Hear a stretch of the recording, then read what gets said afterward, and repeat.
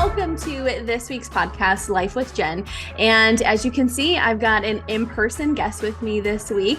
This is Tracy, and Tracy is a business owner out in Illinois. And so I'm bringing her on the podcast because I want to expose all of us and all of us listeners to different business owners, different people in the world who are doing great things in the community. And I think that Tracy is one of those people. And I think she's got something to teach us about being a competitor. So that question will come soon. So Tracy, welcome to the podcast. Thanks for having me, Jen. You're welcome. So if you could go ahead and tell the listeners just a little bit about you and what you do for a living. Okay. Well, I own a business called AdCom Group, and essentially what we do is business to business marketing. Okay. And we specialize in CPG at retail. So what that means is I help customers like Mars Wrigley reach their business customers at supermarkets, drugstores, convenience stores. And what AdCom Group does is we help them talk about their new products, their thought leadership, anything that they want to bring to their business customers. We put that in like trade advertising and trade PR. And that goes into business publications like Supermarket News or Progressive Grocer, Winside Grocery Business.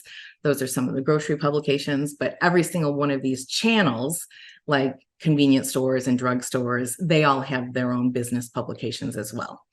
And leaders in those industries read those publications, whether they are in print or online with websites or e-newsletters. What we do is we help kind of blanket the marketplace with knowledge that a new product is coming out. So if it's a new M&M or a new variety of Snickers, we're all hands on about that. we're basically trying to, exactly. Getting moms with two boys right here. Right. So, and that's funny because my boys thought I worked at Mars or one of the candy companies because we always had products around so much. The best. But what we are trying to do is help the buyers and the retailers know that a product is coming out well in advance of the actual distribution. So this actually impacts things like speed to shelf and how much volume Mars can get. So the more we can let the marketplace know about what's coming out, the quicker we can impact speed to shelf and their ACV, which is basically their all commodity volume. And that's important when you're launching a new product and you're putting a promotion behind it and advertising behind it. You want to you want to make sure that that product is readily accessible for consumers to buy. So really taking care of that initial launch and helping complement sales efforts by making sure we reach the people that are hard to reach. That's important because a lot of these key decision makers, they're high up on the chain, and sometimes they're really busy and you have a lot of vendors and suppliers trying to meet with them. So even if you do get a meeting with them, those windows of opportunity are relatively small. And sometimes the sales guys don't have enough time to talk about everything. So they use trade advertising and trade PR to kind of let everybody know it's in like a way. Precursor to like a book coming out. Yes. And so it's like a pre-sale and also a post-sale. Wow. So that way, when they go into a buyer meeting, the buyer is like, oh, yes, I saw this. Tell me more about it. And it helps generate kind of interest. And even if the salesperson doesn't get the meeting, this at least lets the account know that something's coming, and then they can order it through their distributor or their Mars representative. So it really is just complementary to, all B2B communications, and that's what we do. I feel like, for my listeners and even for me, when they're like, it's B2B, and I'm like, I don't even know what that is. And even when you were explaining it to me long ago, when you kind of let me shadow and learn more about your business, I'm like, I didn't even know like businesses advertise to other businesses, but it's like a whole thing. So if you find the Hershey people who have the Harry Potter Hershey Kisses with the Harry Potter on the bottom, you let me know, because some of those. I need some of those, and I need to send them to Aunt Lisa. So we got to find some. Well, we also represent the National Confectioners Association. So we put on the Sweets and Snacks Expo every year. And that's where you definitely see some of those new and novelty items and seasonal items. I get to see and I'm exposed to a lot of the new products. But when it comes to candy, there's probably over 3,000 new candy products launched every year. So again, you can see why it's challenging to get buyer attention for a new product and to really kind of fight for that distribution and that shelf space. Yeah. So that's kind of how we help our CPG clients like Mars Wrigley, but we also work with technology clients. So I started working with a company called Citrus Ad that's out of Australia, and that started with them a few years ago. And what they do is they provide retail media technology. And that retail media technology helps retailers function more like an Amazon. So what this means is that retailers that have websites, to sell, groceries and other items, they now can leverage their shopper traffic to basically sell ad space. So, like sponsored products on Amazon. On Amazon, where they catch me all the time. Right. Yes. You might search for something and then they're going to say they know you better than you might know yourself because they know your shopper history. Correct. And they may see the things I viewed and then they're like, put it in your cart. Yes. I'm like, I can't put it in my cart today. It's very much a suggestive sell and it's based on relevancy. So that's that personalized website experience. And that's what Citrus Ad brings to the table. So what this means for retailers is they have a brand new revenue stream that actually makes more margin than some of the products themselves because now they're selling ad space as well. Wow. And that ad space can be, in store, on their website or offsite. And it's basically going to help the CPG manufacturer sell more, and it also helps the retailer sell more. So what Citrus Ad does is they have a white label technology platform that plugs into the e-commerce site. And, so this is still relatively new. Sounds very new. Yeah. And it got a big bump during COVID. I bet. But it was my job to kind of educate the marketplace. So I'm still learning new things. And, it's nice when you're working with a client that's bringing something that's going to help a lot of companies out, then you get very anxious and excited about, telling everybody about the good news. And the idea starts to run wild. I'm and sure. Then, I find it fascinating just because I think it definitely is a game changer in retail. And it's really exciting to stay ahead of what's changing. That's awesome. So listeners, we've gotten this whole recap about B2B business, the new marketing that, yes, they're coming for us in the grocery stores. It's just how it is. And sometimes when I go with my list, I have this great intention of getting everything on the list. And then I see something and I'm like, must have it. So with all of this background and knowledge that you have about business, what made you go out on your own and have your own business as a small woman-owned business? Well, I wouldn't necessarily say that I had a choice. Okay. Well, that's how that happens sometimes. I was a 40% owner in a different agency prior to owning AdCom Group. And after 8 years in business, my partner forced me out of the business. Okay. And so you got pushed out and then you were like, now what? Yeah. Cause that business also felt like my own baby because I helped name it and create logos and hire every employee, bring in every piece of new business. So that was an exciting time for me. And I loved that business. And it's essentially the same thing that I do today. But I earned my shares as I grew the business and got up to the 40% ownership standpoint. And like I said, about the 8-year mark is when he forced me out of the business. And so you went out on your own, not because you wanted to, because you were like, this is my next choice, I guess. Yes. Okay. And I cared a lot about my customers at the time. And when I look back, I think about it and I'm somewhat shocked and proud of myself that I had a buy-sell agreement in place at the time. I was literally probably only around 35 years old and on the heels of a divorce, raising 2 kids. And then all of a sudden I found myself in another legal situation where my business partner wanted to force me out. Well, even though I was smart enough to have the buy-sell agreement in place, I would say I was still really naive. And what did you learn from that experience of like having to go out on your own, not by choice, right? Most people, and I feel like there's so much stuff on social media now about going out on your own, and it's so glamorous, and you're working from home and you're in your PJs and you're making all these dollars and you sell one course and you've hit it rich. Like, what did you learn from that whole experience? Well, I guess I have to sometimes think of myself in some cases. So that's one thing that I learned. In that instance, when I would say I was naive, I actually proposed an 8-year buyout. And I was doing that because I thought that that was what was right and healthy for the business, to keep cash flow in the business for payroll. And I never once dawned on me that, allow him, who's forcing me out, to get a business loan or to dip into a line of credit to buy me out. That didn't even cross my mind. I was really just thinking about, profits that were already in the company, and just trying not to take too much out of the company at one time for the health of the company. Well, that kind of bit me in the butt because he went out of business in 2 years. So I basically only got paid on 2 years out of an 8-year buyout. Yikes. Right. So you learn some lessons, and I feel like as a business owner, and even as you go through life, some lessons are best learned the hard way.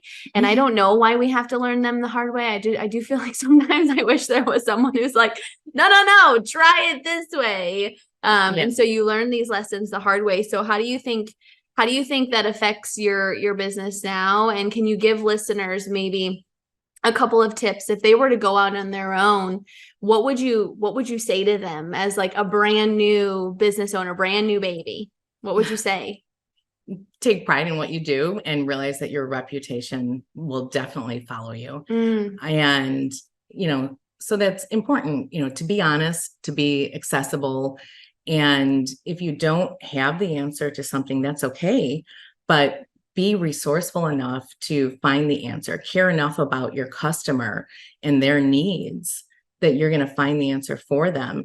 And if you can't find it, then find somebody who can. So I think, we all are, good at what we do as individuals, but sometimes we need to reach out for help.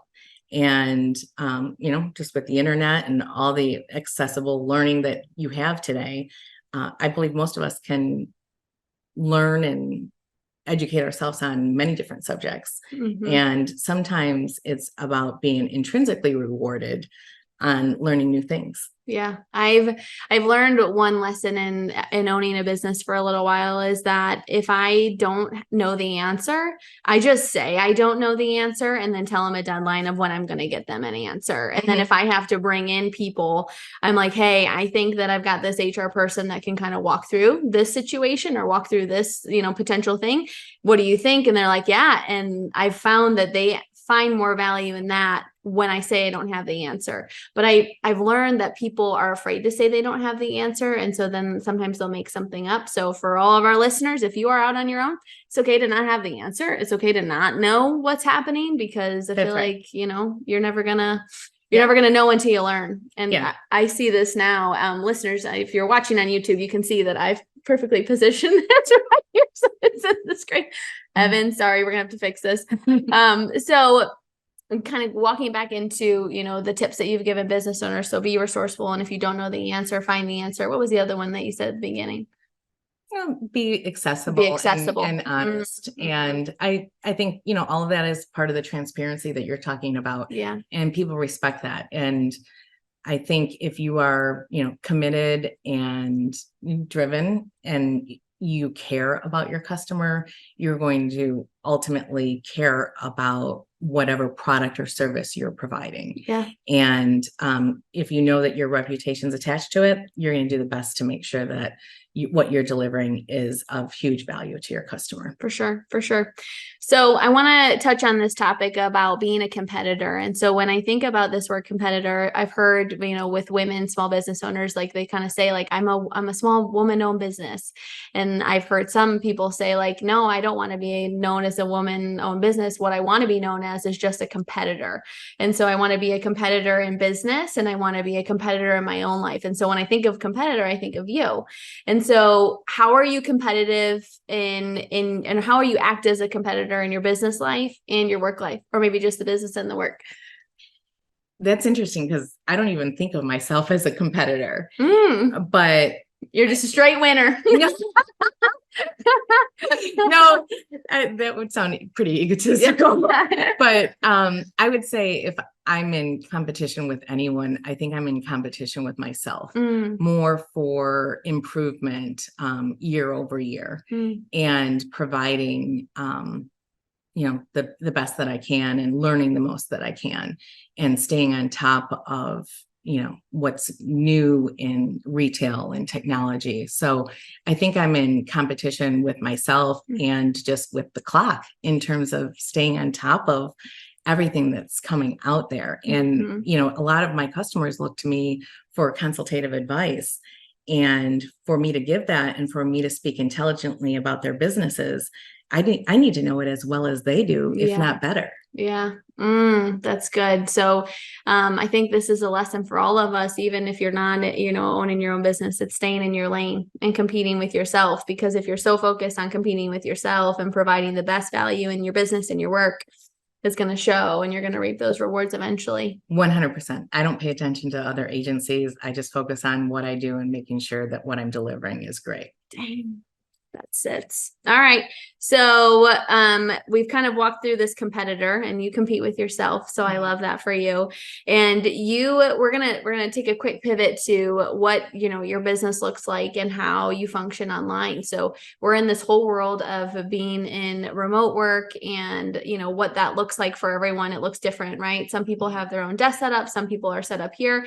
You were working remote before like COVID, before it was even a thing. So like, how do you set up your day? How do you set up your week, your month? Like, what does that look like for you when you're working remote and you are only motivating yourself to, show up? Well, it's what pays the bills. Right? So, yes. So, but I rely on Google Calendars a lot. And I would say I start my day really the night before, just looking ahead on what my day is going to look like so that I'm prepared for any of my calls and my meetings.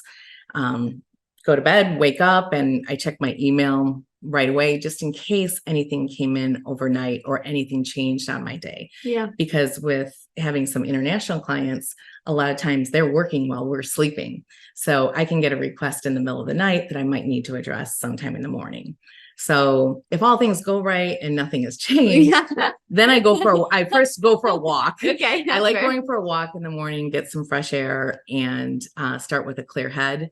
And then when I get back to my desk, and I say a desk, but I really consider my laptop my desk. That could mean it's right here in my kitchen or it's in the family room. But when I'm at my desk, which is just me with my laptop, I am so immersed in it that a lot of times I'm not aware of anything that's going around. My husband has brought in flowers, at the end of the day, and I don't even notice it because my head is so focused in what I'm reading and what I'm absorbed in. So I really just, am able to stay focused, and sometimes it's almost to a fault. Yeah. Because it's hard to separate those boundaries. I think I've noticed too, like I've had to have sometimes like a hard end time, like, okay, if I'm going to end at this time, but then I need to check it before I go to bed because I can't help myself. I want to know like what's going on, or if a, customer needs me. Absolutely. And so I feel like maybe setting those boundaries. And it's funny that you say like starting with a walk for the day. I feel like we get so used to being inside and working inside that we don't take time to go outside and take a walk. And I found that I get a lot of benefits and a lot of ideas just from walking. Like I will walk without music on, and it feels so weird at first, but then I'm like, oh, here's an idea. So do you feel like that affects your business in a positive way, taking some time to like clear your head and get some fresh air? Yes. And I think it's huge for health benefits, mental benefits. When I go to sleep, I sometimes will get a great idea in the middle of the night. And I think that's my brain telling me, you know what, you needed to relax. And so you could let this idea come. So that idea could come to me. And I've learned to write that down in the middle of the night. Whenever it comes to me, I've learned to write it down so I don't forget it later. But in some ways, maybe that means my brain isn't relaxing at night because I'm still thinking about work. But yeah, I do think the walks and fresh air are really important. And I think it's important for you to schedule time. Like I said, I rely a lot on my Google Calendar. And just as it's important for me to schedule time with my clients, it's also important for me to schedule my own personal time. And I'm definitely not afraid to put that personal time on the calendar just to block my time out and schedule meetings around it. Makes sense. I think that that's really important. That's awesome. All right. Well, listeners, you've heard it here first with this fancy light in the background. So we've talked to a business owner today about what it means to be a B2B advertising owner and run a woman-owned business and be your own competitor. And, I think some takeaways here talk about, setting up your day, relying on some sort of calendar, and then like kind of piecing out that information to take time away for yourself so you can walk, you can get those ideas, because I think there's a lot to be said about sometimes stepping away from the computer. So I just want to let you know that life is better with you in it, and you make the world a better place. So we need you here in this world. And I want to expose you to tons of different people in the world doing really, really awesome things with their lives and being a competitor out there in the universe. So life is better with you in it, Tracy. And thank you so much for being on the podcast today. I'd say the same about you, Jen. I love your positive outlook, and thank you for having me. Absolutely. All right, listeners, have a good one. It's been real.